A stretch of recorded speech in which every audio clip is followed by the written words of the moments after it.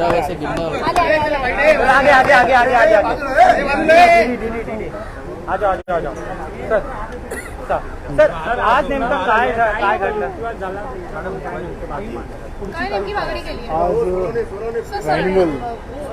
आज ट्रायब्युनल म्हणून महाराष्ट्र राज्याचे विधानसभेचे स्पीकर राहुल नार्वेकर, ॲडव्होकेट राहुल नार्वेकर यांच्यासमोर जी सुनावणी झाली, त्या सुनावणी दरम्यान आमचे वकील देवदत्त कामत यांनी काही गोष्टी ठळकपणे मांडल्या की आज लवादासमोर म्हणजे ट्रायब्युनलसमोर जो विषय आहे, या विषयावर स्पष्टपणे या मुद्द्यांवरच कशा रीतीने 10व्या परिषदामध्ये म्हणजे 10th शेड्यूलच्या ह्याच्यामध्ये हे जे उल्लंघन करण्यात आलेलं आहे, जे 2(1) अ किंवा 2(1) ब मध्ये बसतं, त्याप्रमाणेच आपल्याला निर्णय घेणं अपेक्षित आहे. आणि हे आर्ग्युमेंटमध्ये आम्ही बोलतोय, त्याचप्रमाणे सुप्रीम कोर्टाने दिलेल्या सुद्धा निर्देशामध्ये हेच आहे.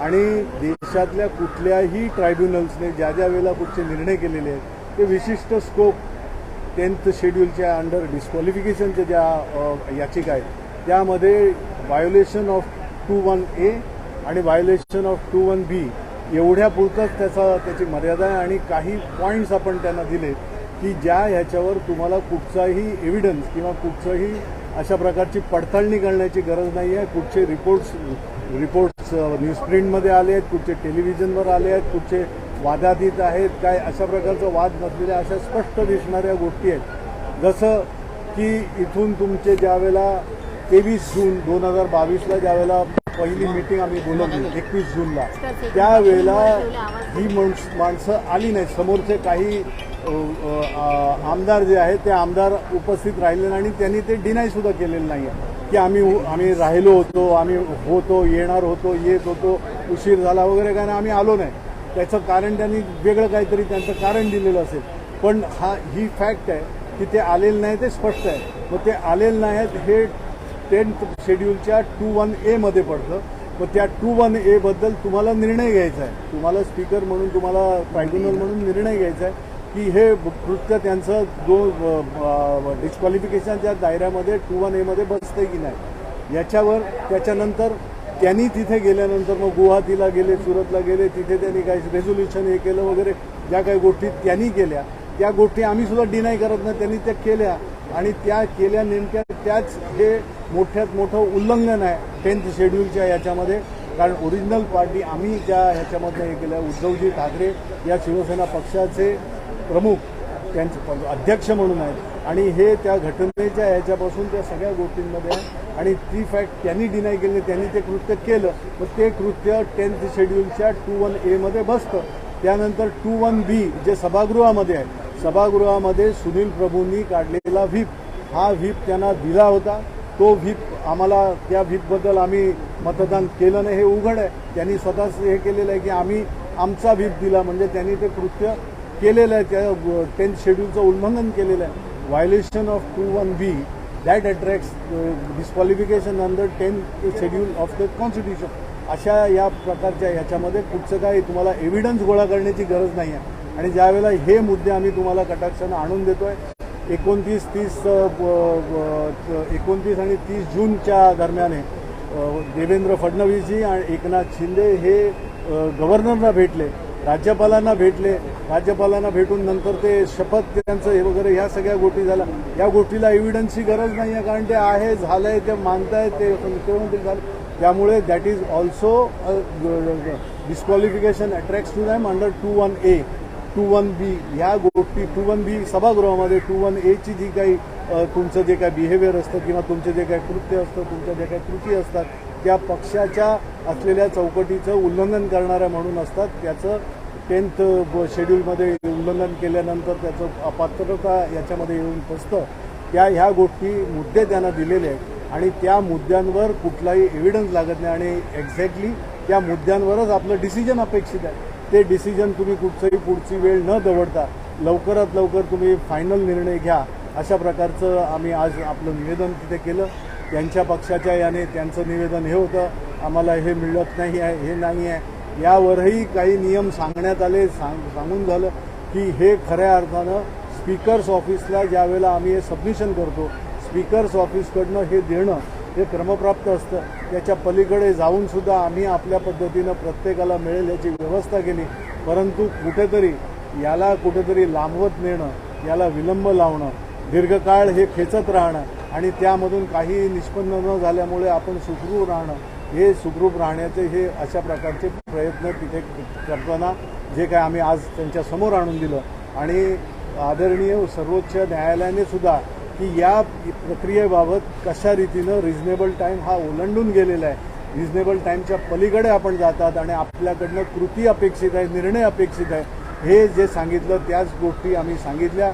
समोरून त्यांनी तेच हे लावलं की आम्हाला रिप्लाय देणं आहे, आम्हाला एव्हिडन्स दाखवायचं आहे, आम्हाला हे करायचं आहे, ज्याच्यामध्ये आता मी तुम्हाला सांगितलेल्या गोष्टी कुठच्या एव्हिडन्सची गरज नाही, सरळ ओपन अँड शट केस आहे.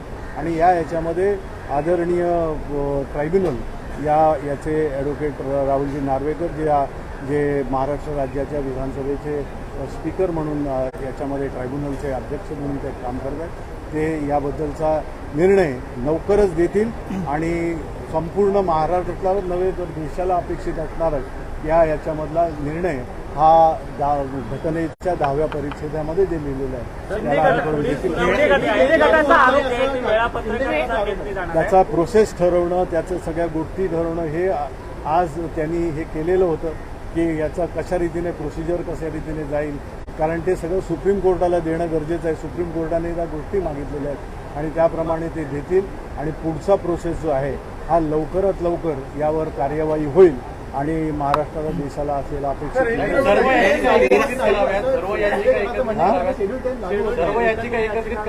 ते बाकी काय म्हणतायत, कोण कुठची बाजू मांडताय याच्याशी आपलं हे नाही आहे.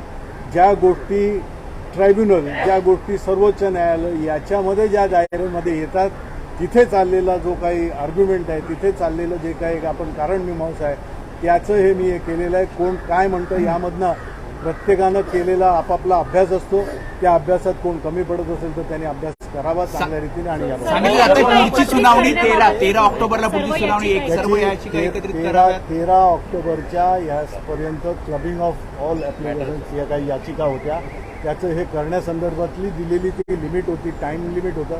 पण त्याच्या अगोदरच ज्यांनी सगळ्यांनी बऱ्याचशा यांनी त्याचे रिप्लाय फाईल केलेले आहेत आणि तेच आज ट्रायब्युनलला आपण समोर आणून दिलं आमच्या वकिलांनी की रिप्लाय आलेले आहेत आणि त्या रिप्लाय आल्याप्रमाणे तुमच्यासमोर हे आम्ही तुम्हाला हे देत आहोत की या मुद्द्यांवरच हे संपूर्ण ही चौकट राहणार आहे आणि या चौकटीच्या पलीकडे दुसरा कुठचाच निर्णय ना सुप्रीम कोर्टाला अपेक्षित आहे ना आपण आपल्या दायऱ्यामधनं हेच देणं अपेक्षित आहे आणि ते लवकरात लवकर द्या.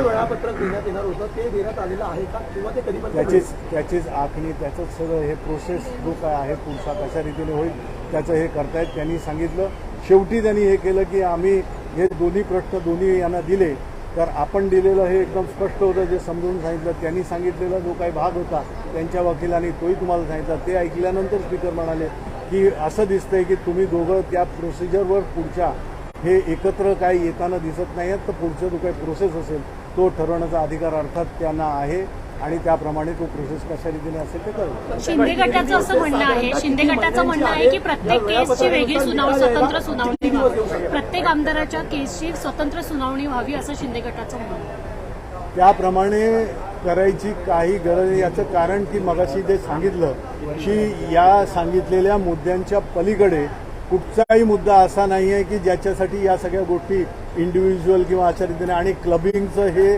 त्यांनी त्यावेळेला मान्य केलेलं आहे, त्यामुळे तशा प्रकारचं होऊ शकत नाही.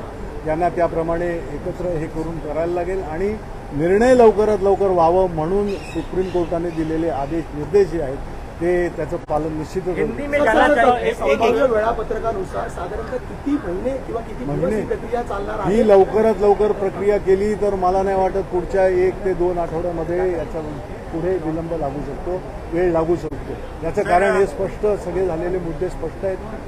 सर हिंदी में जानना चाहेंगे आपसे आज क्या हुआ था, आप लोग की तरफ से क्या दलील है?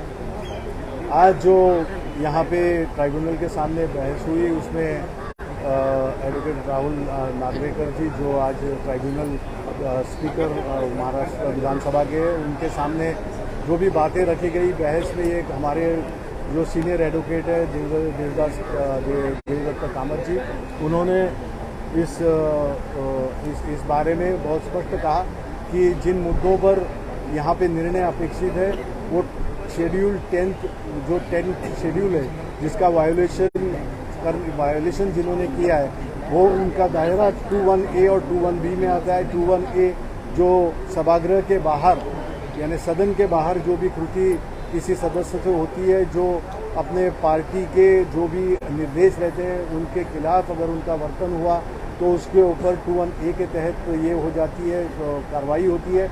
और सदन में जहाँ पे सदन में पार्टी ने दिए हुए निर्देशों के खिलाफ अगर कोई सदस्य ये करता है तो 21B के दायरे में आता है।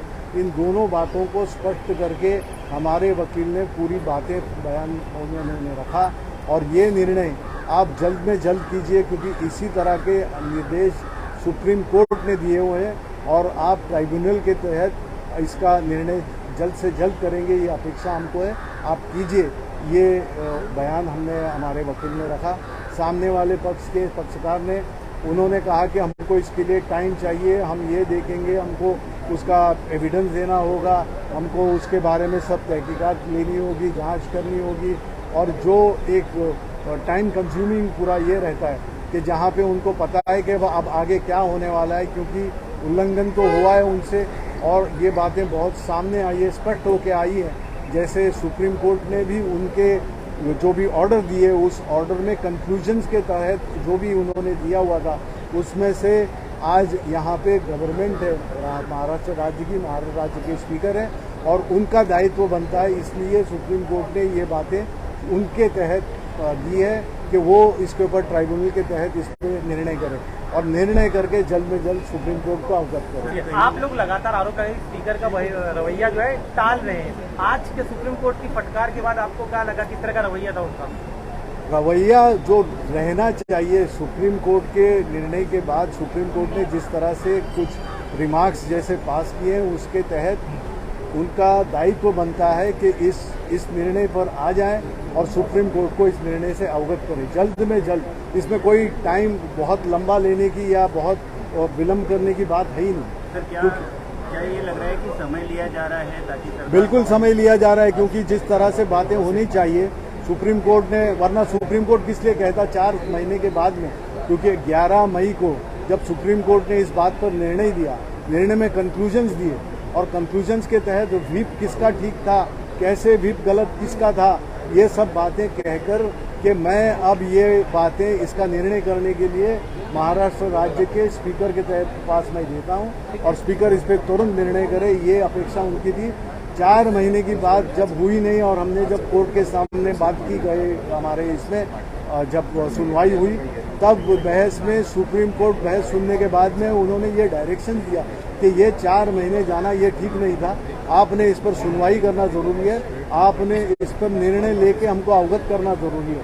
और ये स्पष्ट निर्णय देने के बाद में अब हम समझते हैं कि भाई आज जिस तरह से स्पीकर जी ने ये सब ये किया हुआ है ट्राइब्यूनल ने, तो वो इसके बारे में अंतिम निर्णय तक बहुत जल्दी आ जाएंगे और निर्णय जो पूरे महाराष्ट्र को, पूरे देश के नागरिक को भी आज अपेक्षित है वो निर्णय होगा। स्पीकर का डीले का मुद्दा लगातार आपके नेता संजय राउत और अंबादास दानवे उठा रहे, उनके खिलाफ अब उसके बावजूद अब कौन सा मुद्दा हो सकता है, क्योंकि विलंब का जिस तरह से बातें, जिस तरह से टाइम कंज्यूमिंग लाइन जो ली जा रही है उसकी वजह क्या है, किस चीज़ की आपको ज़रूरत है। जब जो भी चीज़ें हैं जो 10th शेड्यूल के वायोलेशन में जो चीज़ें बैठती है उस वायोलेशन की सारी चीज़ें आपके सामने हैं, उसमें कोई एविडेंस और लाना ज़रूरी नहीं है, उसमें कोई दूसरी बातें खोजने की अब ज़रूरत नहीं है। जो बातें आपके सामने, आपको निर्णय हाँ, आपको निर्णय ना, आपको निर्णय लेना है, ये आपके ऊपर की बहुत बड़ी जिम्मेदारी है और ये दायित्व वो अच्छी तरह से बहुत जल्दी निभाएंगे, ये अपेक्षा है। सर कॉन्फिडेंट हैं कि आपके हक में बिल्कुल आ जाएगा, आप सब देखेंगे, क्योंकि इसके सिवा दूसरा कोई निर्णय हो ही नहीं सकता। धन्यवाद।